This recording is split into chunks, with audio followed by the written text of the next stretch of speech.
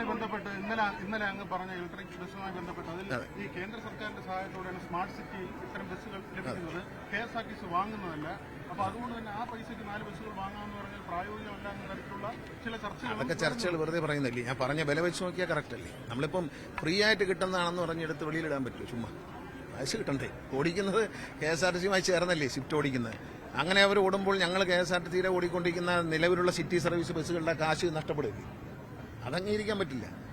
Private ബസ്സിന്റെ കാശ് പോകുന്നില്ലേ? ഓട്ടോറിക്ഷക്കാർ കാശ് പോകുന്നില്ലേ? അത് ഓസിന് കിട്ടുകയെന്ന് പറഞ്ഞാൽ ഇതിനു മുമ്പും ഇതുപോലെ ബസ് ഓസിന് കിട്ടിയിട്ടുണ്ട്. അതെല്ലാം കട്ടപ്പുറത്തിരിപ്പുണ്ട്.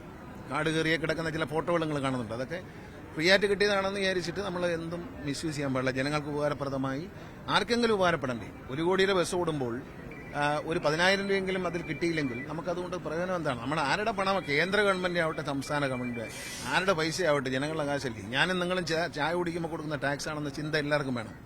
ന്യായം നിരത്തുന്നവർ ആദ്യം ചിന്തിക്കേണ്ടത്, ഞാനും നിങ്ങളും ചായ കുടിക്കുമ്പോഴും പാലിന് വരെ GST ഏർപ്പെടുത്തിയിട്ടുണ്ട് കേന്ദ്ര സർക്കാർ.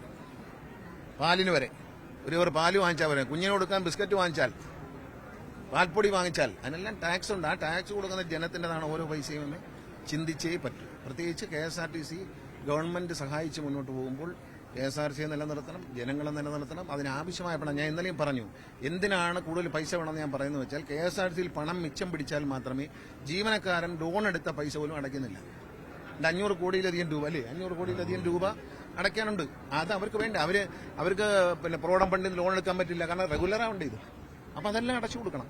ഡീസലിന്റെ ചെലവ് കുറയ്ക്കണം. കാരണം നമ്മൾ വണ്ടി ഓടിക്കുന്നു, ഡീസലുകാരന് പൈസ കൊടുക്കുന്നു, അല്ലാതെ ഈ ഡീസൽ കമ്പനിക്കേ ലാഭമുള്ളൂ. നമുക്കൊന്നും ഒരു ഗുണമില്ല. അങ്ങനെ പോയിട്ട് കാര്യമില്ല.